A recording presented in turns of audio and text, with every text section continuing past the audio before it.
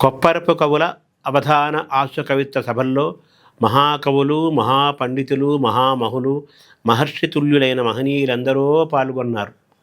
వారి పద్యాలన్నీ మన దగ్గర లభ్యమవుతూ ఉన్నాయి. అందులో వావిలకొలను సుబ్బారావు గారు, వారిని వాసుదాసు గారు అంటారు. కడప జిల్లా ఒంటిమిట్ట కోదండరామాలయం ఈరోజు ఇంత ప్రాభవంతో వెలుగుతోంది అంటే దానికి మూలమై నిలిచిన వారు వావిలకొలను సుబ్బారావు గారు.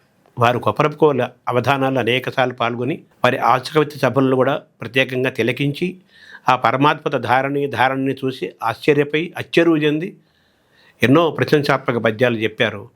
ఒకసారి ఆ పద్యాలు తలుచుకుందాం. ధోరణి నిర్జరాంబుమనితోపక గంటకు 3 నూర్ల అసాధారణ వేగయుక్తి బుధతండము మెచ్చగా పల్లికి పద్యముల్ ధారణ తప్పకుండా అవధాన శతంబు ఘటింపుజారును సూర్యవరేణ్యురార మిముజూడ మహాద్భుతమయ్య ఆత్మలోన్. ధోరణి నిర్జరాంబుమనితోపక గంటకు 3 నూర్ల అసాధారణ వేగయుక్తి, గంటకు 300 పద్యాల వేగంతో అసాధారణమైన ధారతో పరమాద్భుతమైన ధోరణితో ధోరణి నిర్జరాంబువనితోపక గంటకు 3 నూర్ల అసాధారణ వేగయుక్తి బుధతండము మెచ్చగ పల్లికి పద్యములు. బుధులు పండిత మండలంతా మెచ్చుకుంటూ ఉండగా బుధతండము మెచ్చగ పల్లికి పద్యములు ధారణ తప్పకుండా అవధాన శతంబు ఘటింపుజారును సూర్యవరేణ్యులార. శతావధానాలు చేస్తున్నారు మీరు, మీ శతావధానాలు పరమాద్భుతంగా ధారణతో ఉంటాయి. ఎక్కడ ధారణ తప్పటం కానీ పద్యం అప్పచెప్పకపోవటం కానీ ఉండనే ఉండదు.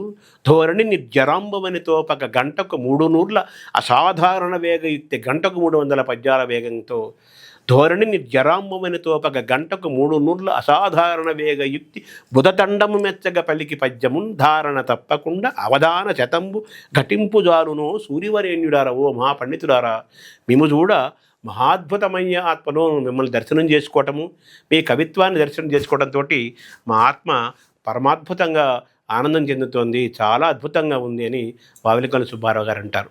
వారే ఇంకొక పద్యం కూడా అన్నారు. తడయరు ప్రశ్నంబడిగిన దడవరు పలుకులకు కాగా తడబడరెపుడు వడివడి వచియింత్రు మున్ను వల్లించునటులే. తడయరు ప్రశ్నంబడిగిన, ఏదన్నా ప్రశ్న వేస్తే దానికోసం భయం అనేది లేనే లేదు. తడయరు ప్రశ్నంబడిగిన దడవరు పలుకులకు ఎటువంటి భయమే లేదు. కాగా తడబడరు, ఎప్పుడు తడబాటు అనేది లేనే లేదు.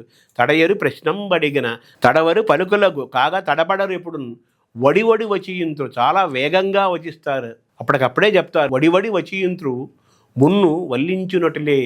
అంతకుముందు ఆల్రెడీ ఆ పద్యాలు ధారణ చేసి తిరిగి అప్పచెపితే ఎంత వేగంగా మహావేగంగా చెప్తారో అప్పటికప్పుడు అంత వేగంగా మీరు చెప్తారు. ఇది అసాధారణమైన అంశం అంటారు. తడయరు ప్రశ్నంబడిగిన దడవరు పలుకులకు కాగా తడబడరెప్పుడు వడివడి వచియింత్రు మున్ను వల్లించునటులే అంటారు వావిలకొలను సుబ్బారావు గారు, వాసుదాసు గారు. వాసుదాసు గారు మహాకవి, మహాపండితుడు. వారికి ఆంధ్ర వాల్మీకి అని బిరుదు.